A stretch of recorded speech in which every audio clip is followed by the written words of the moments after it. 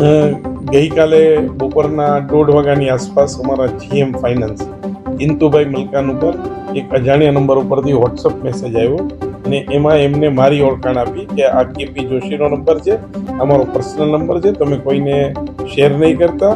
અને ત્યાર પછી એમને એક એકાઉન્ટ ડિટેલ આપી કે જે સિલિગુડી બ્રાન્ચ ઇન્ડુસ બેંકની હતી.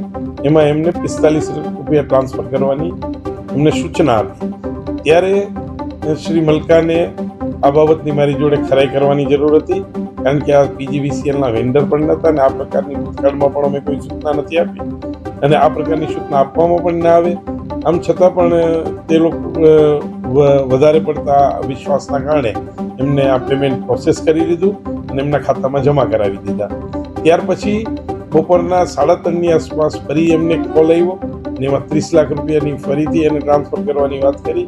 આવા સમયે તેઓ મારી પાસે ખરાઈ કરવા આવતા મેં એમને જાણ કરી કે આવી કોઈ પણ પ્રકારનો મોબાઈલ નંબર હું વાપરતો નથી, આ મારો મોબાઈલ નંબર નથી, આ પ્રકારનો મેસેજ મેં કરેલ નથી.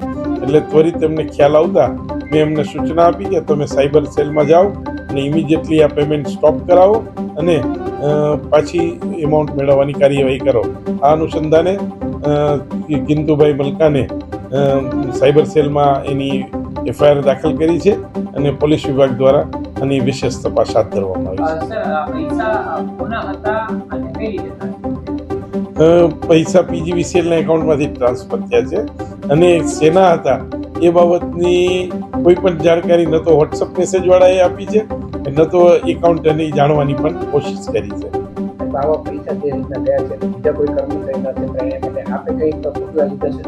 આ અંગે ગઈકાલે જ વોટ્સઅપ મેસેજ અને એક ઓફિસ નોટ ફેરવવામાં આવી છે.